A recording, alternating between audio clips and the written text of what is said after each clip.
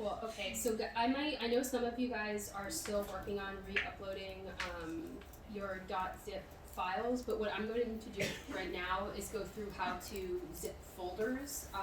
And what will be useful for this is when you have folders of images that you would like to download back onto your computer, instead of going through and downloading each image separately, you can just zip the folder and then download that and then unzip it locally on your computer.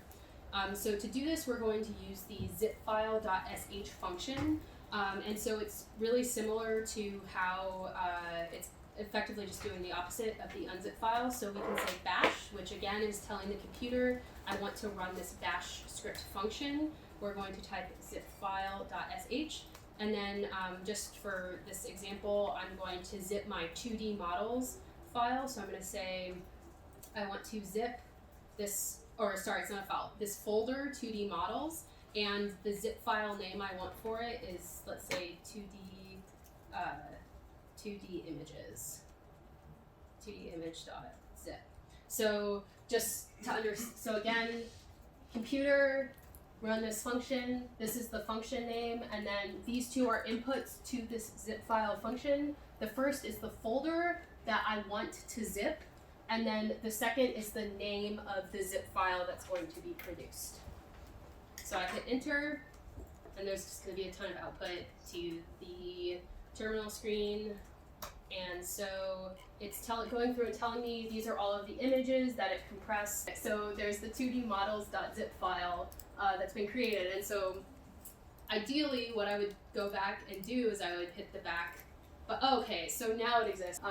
And so the 2D models.zip file is there. So what I can... It also happened to me. It happens. It helps us when you refresh the page. Okay. Yeah, okay, that's good. So it starts displaying. If you don't see it in the file hierarchy user interface, then just refresh to make sure that it's there. So what I can do is I can select it, and then it gives me a bunch of different options in the upper left-hand side of the screen. So I can hit download, and what it's going to do is it's going to prompt me to save it into a specific location on my local computer. So then I can save it, and it gets downloaded to my local computer. And then I can unzip it and access all of those images. And so that's how you can zip folders within the storage space. There's also another way, so this is just how to interact with storage.